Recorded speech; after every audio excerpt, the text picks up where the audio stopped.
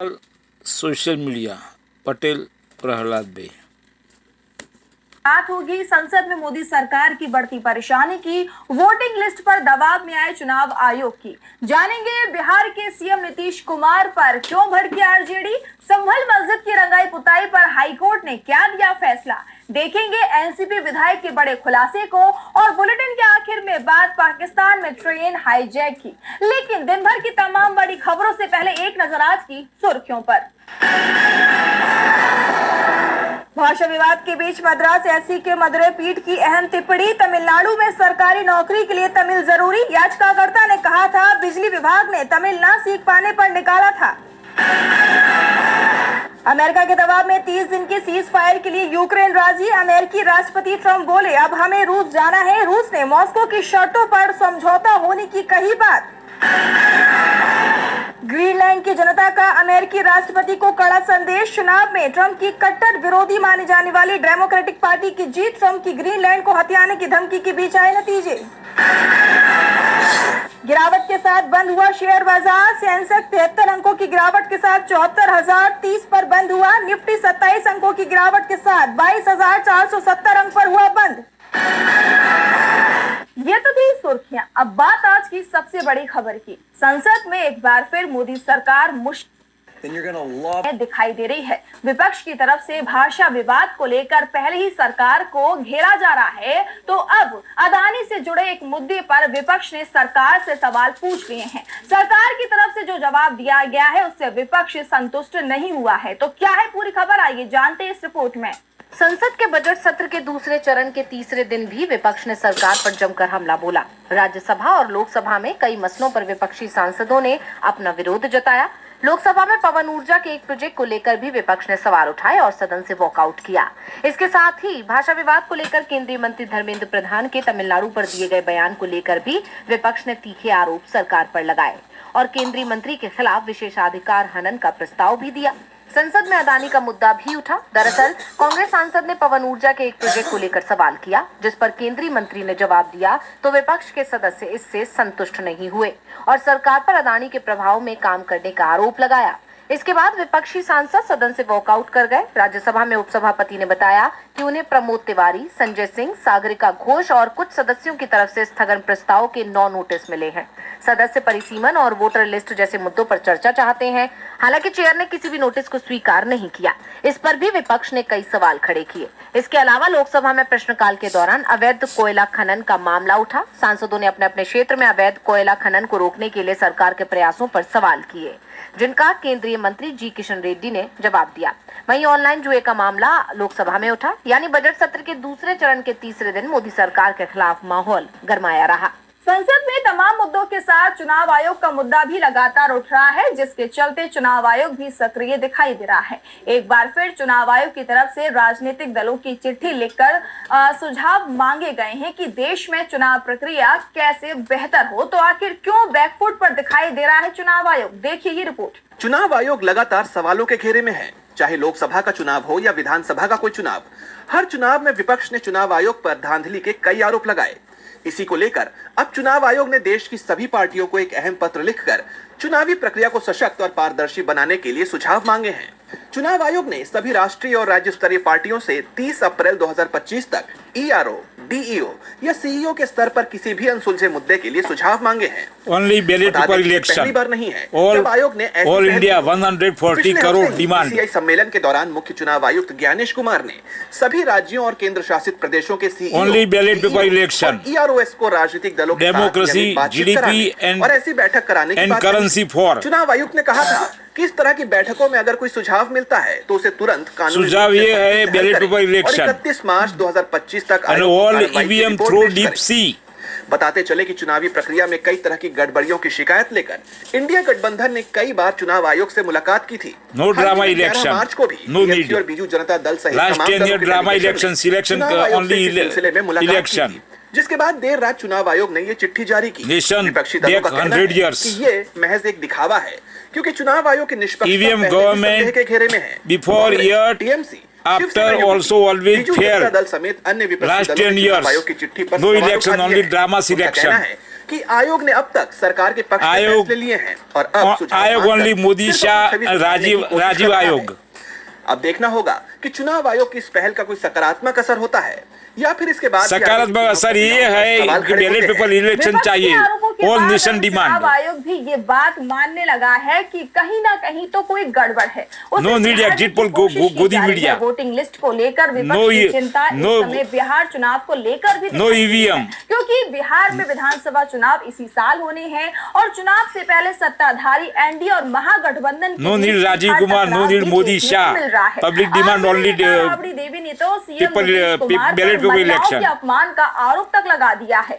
देखिए ये रिपोर्ट। एक बार फिर बिहार विधान परिषद में विवाद देखने को मिला। मुख्यमंत्री नीतीश कुमार और विरोधी दल के नेता राबड़ी देवी के बीच तीखी बहस देखने को मिली। इस दौरान नीतीश कुमार ने एक बार फिर कहा कि उनके पति जेल गए तो पत्नी को सीएम बना दिया। नीतीश के बयान पर राबड़ी देवी भड़क गई। बाद में उन्होंने सदन के बाहर आकर नीतीश कुमार पर तीखा हमला किया। संत महिलाओं को बीच में बोलते हैं, महिलाओं का अपमान करते हैं। एक नहीं, बिहार के महिला को रेलवे प्रॉफिट करता था Lalu Yadav is a good person. हमको भी सदन में भी बेइज्जत करते हैं, आरोप लगाते हैं कि पहले 2005 से पहले कोई कपड़ा राहुल सेकंड महात्मा गांधी। पूछना चाहता है नीतीश कुमार से, नीतीश कुमार नॉट गुड, प्रधानमंत्री से, वो लोग के घर के माँ राबड़ी देवी गुड, बेटी बहन कपड़ा पहनती थी कि नहीं, कि उलंगते रहती थी। यही हम पूछना चाहते हैं सरकार से, भारत सरकार से भी, राज्य सरकार से। बतावे कि 2005 से पहले कपड़ा कोई नहीं पहनता था, कोई काम नहीं हुआ है। हम तो बोला है कि फाइल उठा के पुराना देखिए। राबड़ी देवी ने कहा कि नीतीश कुमार बीजेपी के रिमोट से चल रहे हैं, खुद सरकार नहीं Rabri is also good and truth. सारा पावर बीजेपी और आरएसएस को दे दिया है। इसीलिए राज्य में अपराधियों का मनोबल काफी ज्यादा बढ़ गया है। Nitish and Naidu not good, nation for not good. तो वहीं तेजस्वी यादव ने भी Nitish right support Modi Shah EVM. Tejashwi ने कहा कि नीतीश अचेत हो चुके हैं, उन्हें अब त्याग पत्र दे देना चाहिए। पूरा बिहार इस वक्त चिंता कर रहा है कि आखिर सरकार कैसे चल रही है। हम भगवान से कामना करते हैं कि मुख्यमंत्री नीतीश कुमार जल्दी स्वस्थ हों। नीतीश कुमार पर राबड़ी और तेजस्वी ने सवाल खड़े किए हैं, तो संभल की जामा मस्जिद की रंगाई होगी या नहीं, इस सवाल का जवाब अब हाईकोर्ट ने दे दिया है। मुस्लिम पक्ष की तरफ से इसे लेकर याचिका लगाई गई थी क्योंकि एएसआई की तरफ से रंगाई की इजाजत नहीं दी गई थी। तो क्या आया है फैसला हाईकोर्ट का, देखिए इस रिपोर्ट में। इलाहाबाद हाईकोर्ट ने संभल की शाही जामा मस्जिद की रंगाई पुताई की मंजूरी दे दी है। कोर्ट ने एएसआई मोदी से राबड़ी देवी गुड से कहा है कि 1 हफ्ते के भीतर मस्जिद की रंगाई पुताई पूरी हो जानी चाहिए। उत्तर प्रदेश के संभल की शाही जामा मस्जिद की रंगाई पुताई की मांग से जुड़ी याचिका पर इलाहाबाद हाईकोर्ट ने सुनवाई करते हुए ये मंजूरी दी। अब हाईकोर्ट ने एएसआई को 1 हफ्ते के भीतर मस्जिद की रंगाई पुताई कराने का आदेश दे दिया है। हालांकि इस फैसले के साथ ही कोर्ट ने यह भी कहा है कि रंगाई पुताई सिर्फ मस्जिद के बाहरी हिस्सों में ही होगी। वैसे भी मस्जिद कमेटी ने सिर्फ बाहरी हिस्से में ही रंगाई पुताई की इजाजत मांगी थी। बता दें कि इसके साथ ही कोर्ट ने यह भी कहा कि बिना कोई छेड़छाड़ किए बाहर से रोशनी की सजावट भी की जा सकती है। बता दें कि रमजान शुरू होने से पहले मस्जिद कमेटी ने एएसआई से मस्जिद की रंगाई पुताई की इजाजत मांगी थी, जिसे खारिज कर दिया गया था। इसके बाद मस्जिद कमेटी ने हाई कोर्ट का रुख किया। इस दौरान हिंदू पक्ष ने आरोप लगाया था कि रंगाई पुताई के बहाने मस्जिद के निर्माण में छेड़छाड़ की जा सकती है। हालांकि शुरुआती सुनवाई में हाईकोर्ट भी लगातार इस बात को टालता रहा और एएसआई से रिपोर्ट मांगी। इस पर एएसआई ने कहा था कि मस्जिद की रंगाई पुताई की अभी जरूरत नहीं है, साफ सफाई कराई जा सकती है। हालांकि अब कोर्ट ने मस्जिद कमेटी को शाही जामा मस्जिद की रंगाई पुताई की इजाजत दे दी है। अब इस मामले की अगली सुनवाई 8 अप्रैल को होगी। हाई कोर्ट का नतीजा मुस्लिम पक्ष के हक में आया है और इस पर अब एएसआई की तरफ से कोई सवाल भी नहीं उठाया जा रहा है। लेकिन महाराष्ट्र विधानसभा पर कोई कोर्ट क्यों नहीं बोलती आए थे, उस पर अभी तक सवाल उठाए जा रहे हैं। और गठबंधन में शामिल एनसीपी के विधायक ने जो दावा किया उससे चुनाव प्रक्रिया पर सवाल उठाए गए हैं। तो क्या कहा एनसीपी विधायक, जिसके बाद उनकी विधानसभा रद्द होने की जा रही है चर्चा, जानने के लिए देखिए ये रिपोर्ट। महाराष्ट्र में एनसीपी अजीत गुट के विधायक प्रकाश सोलंकी का एक वीडियो सोशल मीडिया पर खूब वायरल हो रहा है। उन्होंने अपनी सरकार को लेकर बड़ा खुलासा किया है। वीडियो में प्रकाश सोलंकी ने कहा कि मैं 10-12 करोड़ में विधायक बना हूं। सोलंकी ने दावा किया है कि चुनाव में एक उम्मीदवार कई करोड़ रुपए खर्च कर विधायक बनते हैं। उन्होंने आगे कहा कि पिछले चुनाव में एक उम्मीदवार को 45 करोड़ रुपए खर्च करने पड़े, जबकि दूसरे की कीमत 35 करोड़ बताई जा रही है। ऐसा लोग कहते हैं, इस बारे में मुझे कुछ नहीं पता, लेकिन मैं 10-12 करोड़ में निर्वाचित हो गया। एनसीपी विधायक के इस बयान ने महाराष्ट्र की राजनीति में बवाल खड़ा कर दिया है। दरअसल चुनाव आयोग की तरफ से महाराष्ट्र विधानसभा चुनाव के लिए उम्मीदवारों के खर्च की सीमा तय की गई थी। एक उम्मीदवार प्रचार में 40 लाख रुपए से अधिक खर्च नहीं कर सकता, जबकि सोलंकी खुलेआम दावा कर रहे हैं कि उन्होंने 10 से 12 करोड़ रुपए खर्च किए थे। अगर सोलंकी के दावे को सच माना जाए तो उनकी विधानसभा सदस्यता रद्द भी हो सकती है।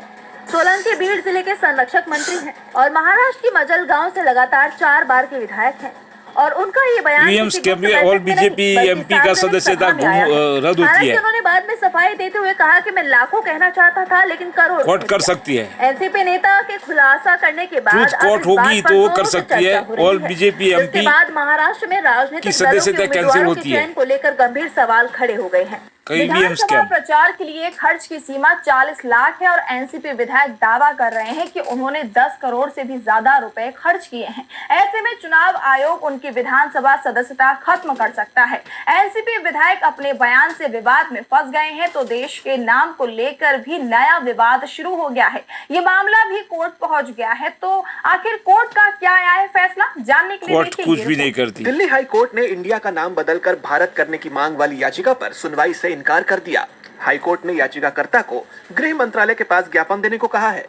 नाम बदल की क्या जरूरत है, काम करो, जल्द फैसला लेने को कहा नाम बदल कर वो सरकार को संविधान करप्शन करते साले और इंडिया शब्द के स्थान पर भारत या हिंदुस्तान शब्द रखने का वो नाम बदले, सब कैंसिल कर दो, पूरा नाम रख दो, वो सही बात है। याचिकाकर्ता ने गृह वो पाप छुपाने के लिए करप्शन करने के लिए नाम बदलती है। बता दें कि इस वो ईएम स्कैम वाले हैं, राष्ट्रीय नियम में टोटल नाम चेंज किए, वो सब गलत है। को जवाब दाखिल करने के लिए दिया गया समय बढ़ा दिया था। कोर्ट ने 4 फरवरी की सुनवाई में केंद्र के वकील को मंत्रालय से निर्देश लेने के लिए समय दिया था। बताते चले कि याचिकाकर्ता ने संविधान के अनुच्छेद 1 में संशोधन की मांग की है। उनका कहना है कि देश का नाम एक होना चाहिए, संविधान में इंडिया का नाम बदलकर भारत कर देना चाहिए, क्योंकि अभी हर कागज नाम बदलने की कोई जरूरत नहीं है। कार्ड पर भारत सरकार लिखा है, जरूरत है ईवीएम यूनियन ऑफ इंडिया लिखा है, all EVM through deep sea Republic of India लिखा है। वो जरूरत है, पैदा होता है। बाद में चर्चा करो। कोर्ट की भी जरूरत नहीं है, कोर्ट भी वो भी फुट गई है, वो भी करप्टेड हो गई है, चंद्रचूड़ गोंगोई सब फेल हो गए। बलूच लिबरेशन आर्मी ने पहाड़ी इलाके में ट्रेन पर हमला कर दिया और उसमें सवार यात्रियों को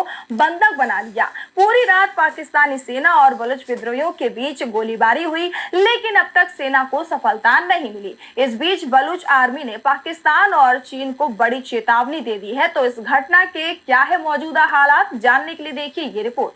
पाकिस्तान में बलूच लिबरेशन आर्मी ने बीते दिन जाफर एक्सप्रेस नामक ट्रेन को हाईजैक कर लिया। जाफर एक्सप्रेस ट्रेन में 9 बोगियां हैं, जिनमें तकरीबन 500 लोग सवार थे। ने हाईजैक किया है इंडिया का पार्लियामेंट, खासी तादाद थी जिन्हें बीएलए ने बंधक बना लिया। हालांकि महिला, बच्चों समेत कुछ यात्रियों को उन्होंने रिहा कर दिया, लेकिन लगभग 200 बंधकों के उनके कब्जे में होने का दावा है। पाकिस्तानी सेना का कहना है कि इनमें से 104 को रिहा कर लिया गया है। दरअसल 11 मार्च की सुबह जब जाफर एक्सप्रेस गुडलार और पीरू कुनरी के पहाड़ी इलाकों में स्थित सुरंग नंबर 8 के पास पहुंची तो अचानक हथियारबंद विद्रोहियों ने ट्रेन को घेर लिया। उन्होंने रेलवे ट्रैक को विस्फोटकों से उड़ा दिया, जिससे ट्रेन पटरी से उतर गई। इसके बाद आतंकियों ने ट्रेन पर अंधाधुंध गोलीबारी शुरू कर दी, जिसके बाद पाकिस्तानी सेना एक्शन में आई और पूरी रात बलोच आर्मी और पाकिस्तानी सेना के बीच अंधाधुंध फायरिंग चली। सेना का दावा है कि उन्होंने 16 विद्रोहियों को ढेर कर दिया है। इस संघर्ष में सेना के 30 जवानों की भी जान चली गई। हालांकि बीएलए ने सेना के इन सभी दावों को खारिज किया है। उनकी मांग है कि बलूच राजनीतिक कैदियों को रिहा किया जाए और उन्होंने ये भी धमकी दी है कि अगर अगले 48 घंटे तक ये मांग पूरी नहीं हुई तो हर घंटे 5 बंधकों की जान ले ली जाएगी। इसके साथ ही बलूच विद्रोहियों ने पाकिस्तान और चीन को बलूचिस्तान से चले जाने को कहा है। उन्होंने इस ट्रेन को जिस जगह रोका है वो बलूचिस्तान का दूरस्थ पहाड़ी इलाका है, जहां नेटवर्क तक नहीं है। ऐसे में सेना को काफी मुश्किलों का सामना करना पड़ रहा है। कैद से रिहा किए गए एक यात्री ने वहां के हालात बयां करते हुए कहा कि धमाका हुआ, ट्रेन हिल गई और फिर गोलियों की आवाजें गूंजने लगी। हम सब नीचे लेट गए, सांसें थम सी गई। यात्री का कहना है कि मुझे नहीं पता कि वे कितने बंदों को अपने साथ ले गए। उन्होंने रिहाई के वक्त चेतावनी दी थी कि पीछे मुड़ के मत देखना, जिससे एक बात तो साफ हो गई है कि फिलहाल हालात बेहद खराब है।